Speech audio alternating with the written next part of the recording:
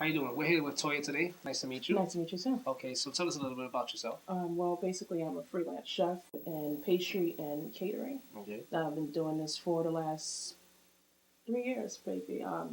Right now, I'm going to Star Career Academy of New York. My heavy interest is in pastry design, but as you can see, I'm here, so I'm hoping I can make something tasty for you today. Okay, so what are you making for us today? Okay, well, today's going to be a 2-course meal. The 2-course meal that I'm going to make is a chicken Milanese. I'm going to do a little bit of my twist on it. So I'm going to use a little bit of Romano cheese. Okay.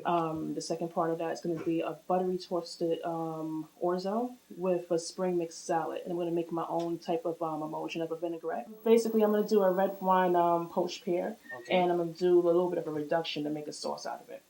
Okay, sounds good. Okay. So, should we get started? Yes. All right, so to start things off, what I'm going to do is I'm going to start off by heating up my pan. I want to get it warm before I actually get the grease on. Okay, so while I have that going on, I actually want to start off I'm going to work a little bit backwards. I'm going to actually start off with the red wine poached pear because that's going to take the longest. Okay. So to start that off, I'm going to put in all my ingredients. So I understand cookbooks, they kind of use the measurements, and, I can always provide the actual measurements for it. Hey. But I like to just kind of eyeball it. I'm going to say this is about a good, maybe a cup and a half of wine.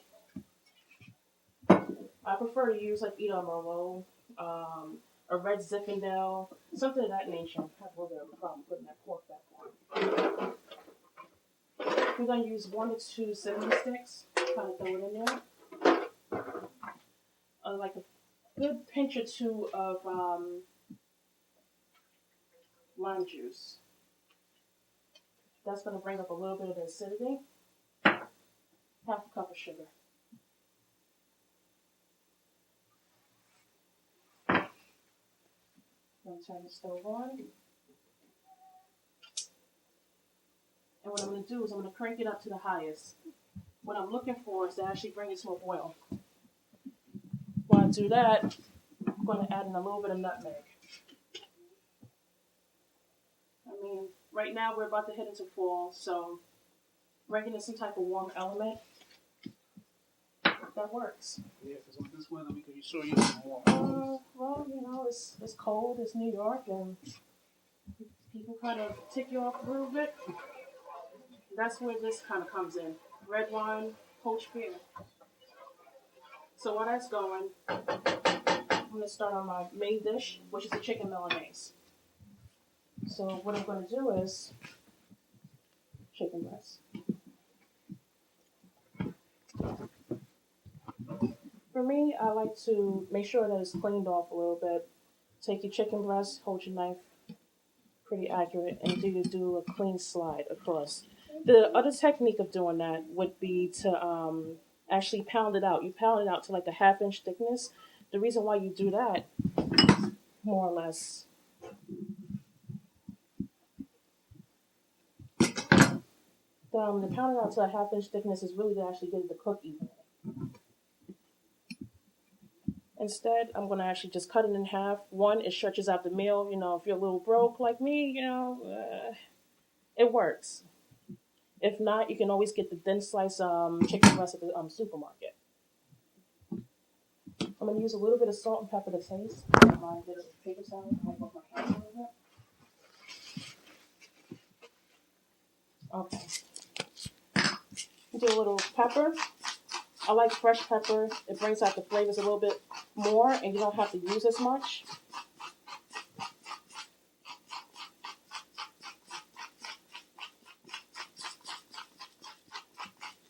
I like kosher salt versus table salt. Table salt, I can taste it a lot. With kosher salt, if you use the right amount, you don't have to put too much on there.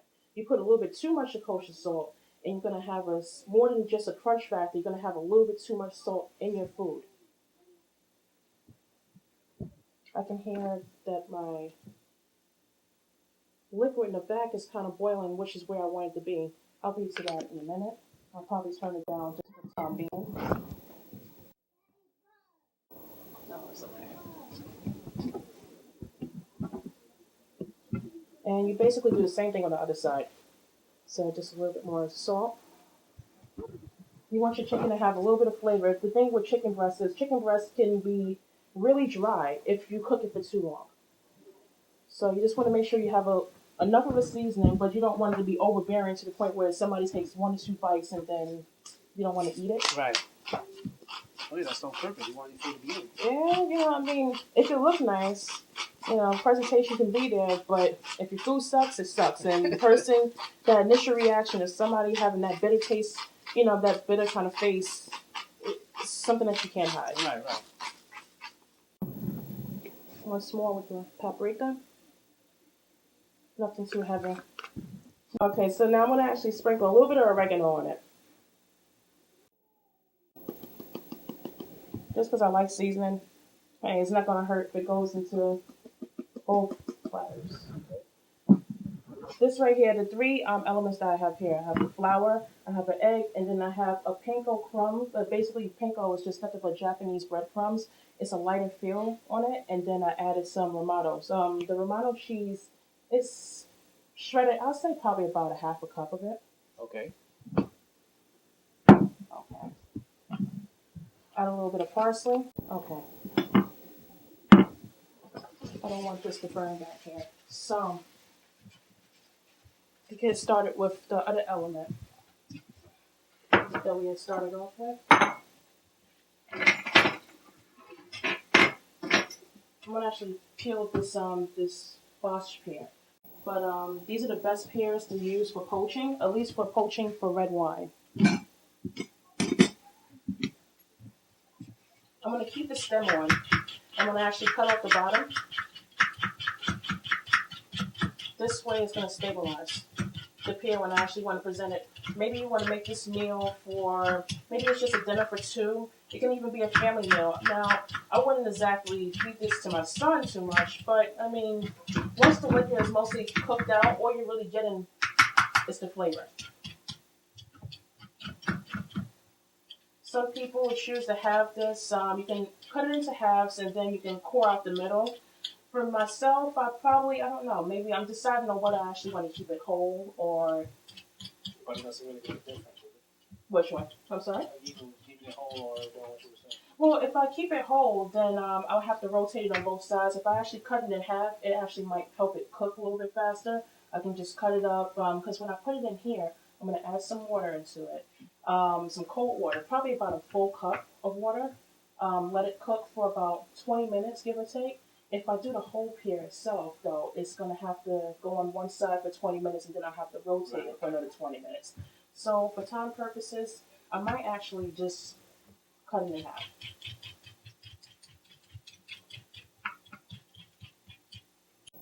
So when I actually put these pears in, what I'm looking for is really the color. I'm looking for the color, I'm looking for the taste, I'm looking for the cinnamon element along with the sugar, and basically I'm hoping that all of those flavors, if done right, all of those flavors should come into it.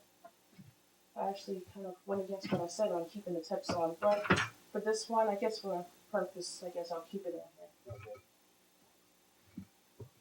Now, let's see. Let's go into the cabinet and look for a cup. This one I actually do.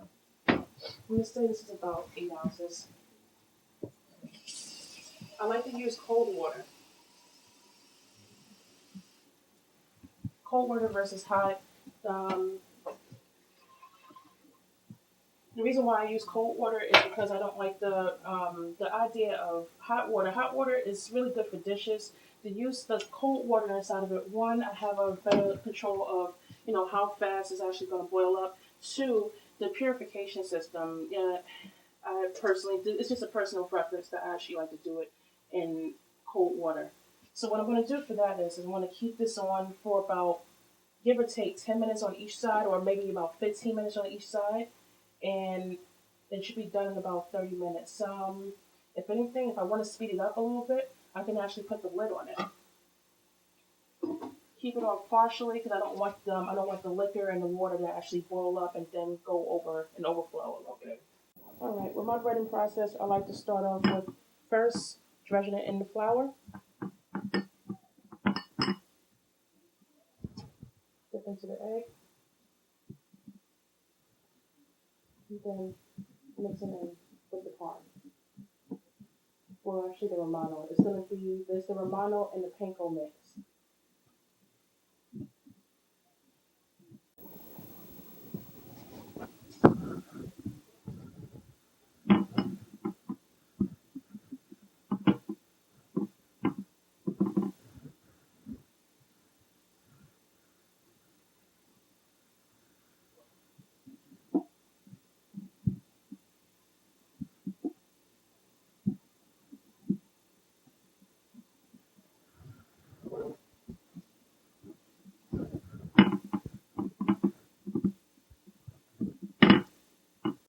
Put my olive oil in the pan. I'm gonna say that's about a fourth a cup. Let it coat a little bit. It's already reaching that smoking point. I'm just gonna take it and put it in. I don't want to crowd up the pan, so I'm gonna do 2 pieces at a time. Let it sizzle. I would safely say about 3 minutes on each side, minimum. For 1, that retains the flavor. And 2, it has this nice little crisp effect. While I'm doing that, I'm actually going to start off the last dish. Well, not so much the last dish, at least the last dish that actually hit the stove. And that's going to be the buttery toasted orzo. You can use either butter or margarine. Economical. It's probably cheaper to actually use margarine. But if you use butter, it has a better taste to it.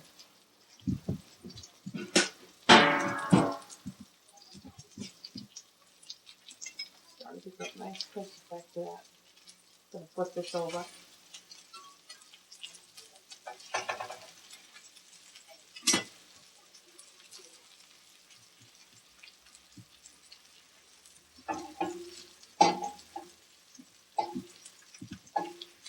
Right now, about this point, we're probably at the 3 to 4 minute mark. So what I'm looking for is that golden effect. Just lay it on right there. And I can just put in my other 2 pieces. If you feel like your oil is a little bit low, just add like a dabber in there. You don't want to drench it in too much oil, but it should be enough to give that little coating to the pan. Yeah, you're just looking for that shine.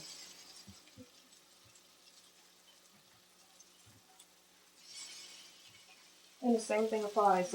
Basically, it's going to be 3 to 4 minutes on each side, and good to go from there. So far, looking at my poached pears, I give it about another 4 or 5 minutes, and then I'll rotate it over. Huh? You need a little closer. A little closer? I'm just, push them out the way. Okay. Alright, for my buttery toasted orzo, I say about 4 tablespoons I put in there. You can put more, you can put less. Personally, I like enough butter that I can taste it. I don't need to drown it in butter. I'm going to use about a half a box of this. This is a 1 pound box. So a cup is pretty good. A cup will actually get about 3 to 4 servings. If you're a healthy eater, it's probably about 2 servings. You're an unhealthy eater? I'm kind of an unhealthy eater. So it'll be 1 serving. Yeah, that's probably 1 serving. I'm more on the same level. Yeah. So when it comes to the orzo, the reason why we use so much butter is because I'm actually looking to toast it. So I'm going to use a wooden spoon to just kind of coat the orzo in butter. I'm going to let it sit for a little bit and almost kind of get like I don't want to say fry effect, but just a shine on it. And I want to get the golden brown kind of feel to it, and I just want to smell it. I want to smell the toast effect. Then that's when I can actually pour in the liquid.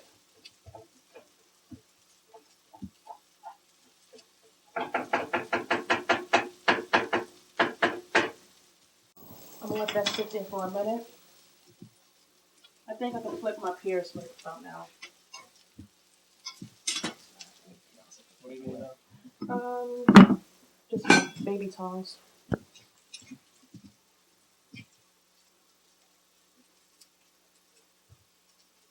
It's not exactly the desired red that I'm looking for. Well, this one is actually not that bad. But the longer you keep it in here, the redder it's going to get. So I'm going to give that about another 10 to 15 minutes. And you do want to keep your fire at somewhat of a simmer. You don't want it to boil because otherwise you'll lose too much liquid.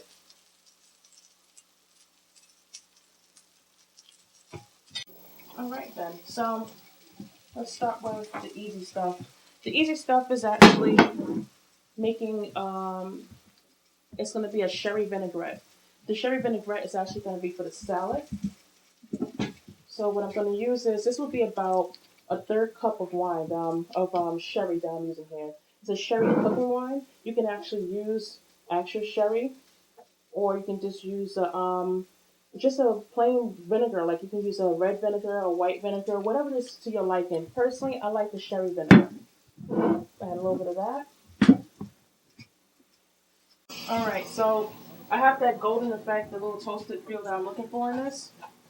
What I want to do is I want to add some almonds. Almond, okay. Look for the sliced one. I don't like the silver ones a little bit, but I like the sliced one. I like the crunchiness, being that we're already making a nutty feel to it because we added the butter in there and we're toasting the almond before we actually cook it. Just kind of toss these around. These don't have to sit on there as long as the orzo is, but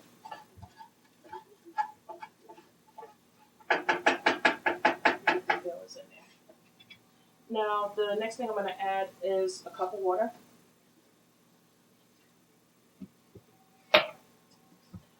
And I'm going to add some veal stock. You can do veal stock or chicken stock. Some people will even do veggie stock. But either one doesn't matter.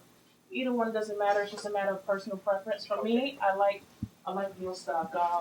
It has this nice flavor to it, and you just keep something like this on the stove for about 10 minutes. You're really just cooking it till it gets to al dente point.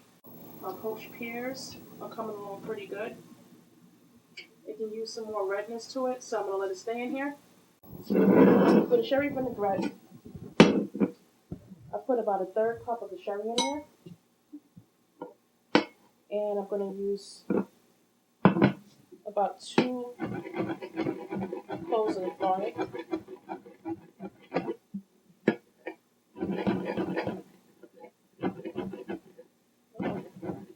Let's get me down.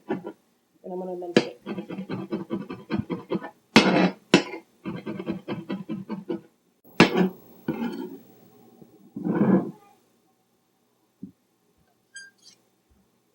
What I'm doing right now is basically building up my flavors.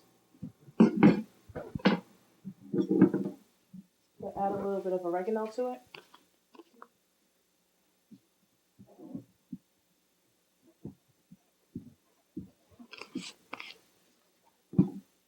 This time I'm going to use the table salt.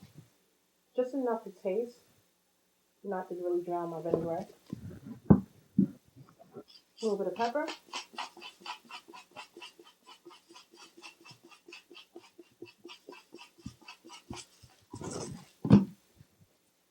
And my parsley.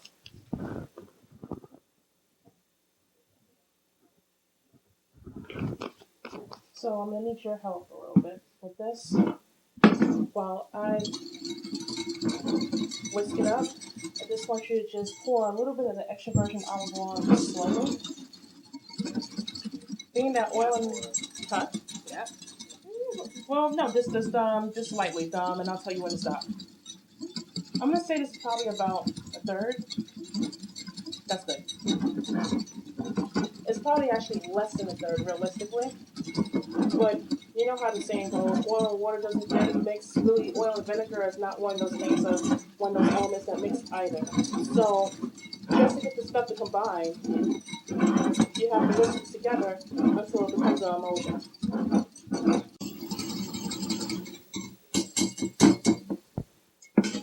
Then I should the sherry vinaigrette. Okay. So I'm going to set that to the side. I won't toss it in until we're actually done with the rest of the ingredients. The only thing we're waiting for right now is the toasted orzo, and we're waiting for the poached pears. Alright, so my orzo is about done.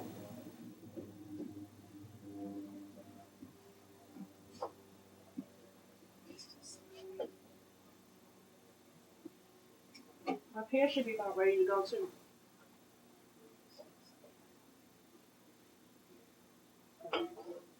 So I'll put it to the side for now. I'm going to pull that off in a minute. Oh, baby, it is good. To turn off the fire on this. Actually, instead of turning off the fire, I can make a reduction sauce out of this. So what I'm going to do is, I'm going to pull my pears out and inside this bowl for right now. It has the nice red that I'm looking for.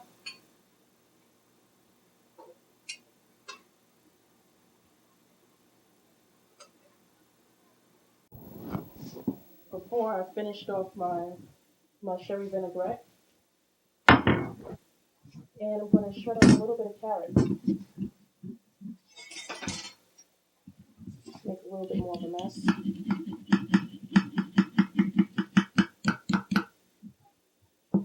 I only need one, really, for this. I'm not looking to put a whole bunch in here, but just enough to have a little bit of color, have a little bit of crisp.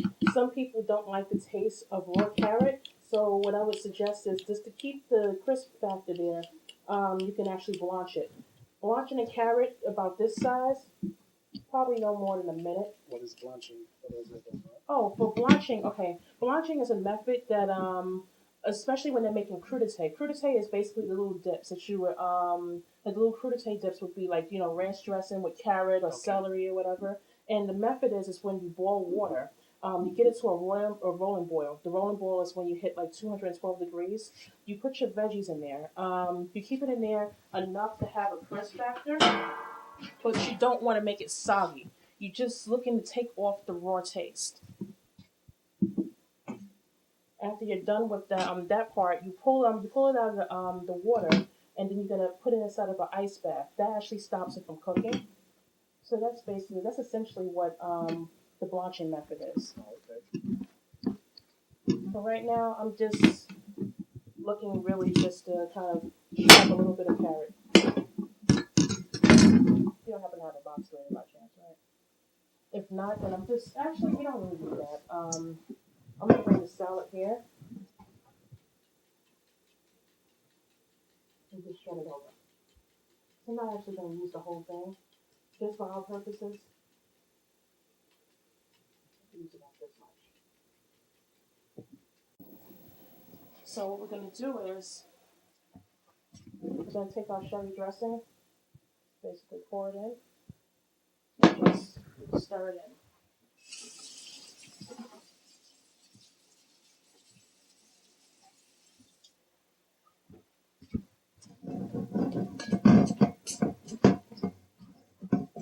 All I'm looking for is really a glaze. I'm not looking to coat it too heavy, but just to make sure that it's not all sitting on top, just mix it in.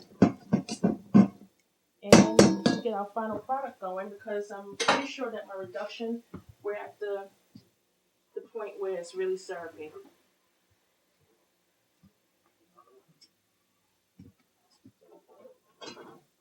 Now the fun part begins when we start plating. So I'm going to take a spoon like this. Oh, I actually forgot one element. Throw in some grapes to make the salad just a little bit interesting. I take my grapes and just have a firm grip on it, and I just slice it in half. Be careful about your hands. You don't want no accidents. I have a little bit more over here. If you like, I felt like, it would be overkill to throw any more peanuts or any type of almonds or anything in here because we already have almonds in the buttery orzo.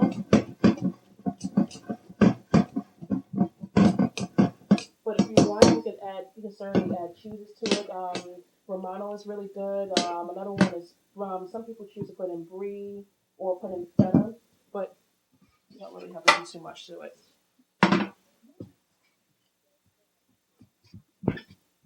So, getting off the dish.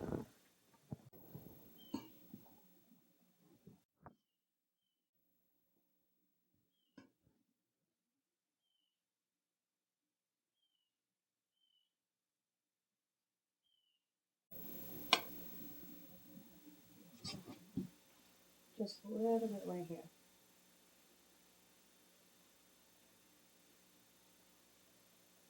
And for your dessert,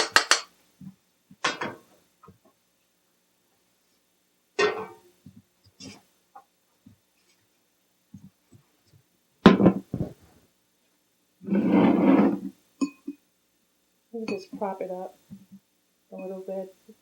And toast. You can actually throw nuts on this as well. You can pair it up with some ice cream, particularly vanilla ice cream, and you just pour your sauce directly over it. That's all. And it all smells really good. Yeah. So that's practically about it. So what you have here is your Romano Chicken Milanese. You have your spring mixed salad, and you have your buttery toasted orzo with a little bit of almonds, and your red wine poached pears.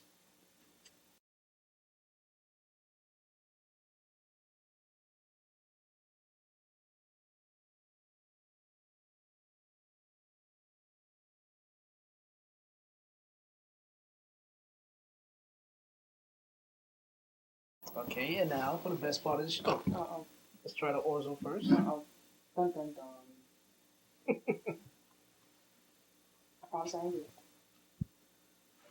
No, it tastes good. Very good.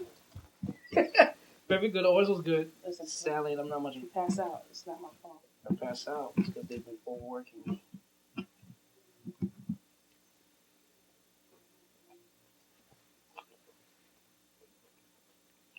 Salad's good. I didn't get no grapes in here. Here we go. Uh-oh.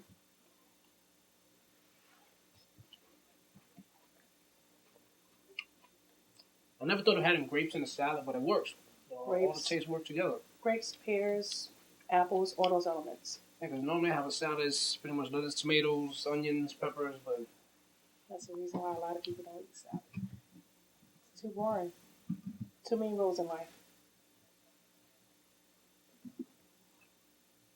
that's good. Woohoo, I'm a winner. That's really good. Now,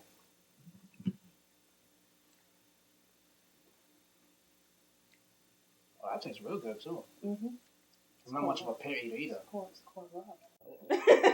And I can taste the love in the food. Mm-hmm. Well, anyway, thank you for coming on the show. Thank you. Now you Thank you for being.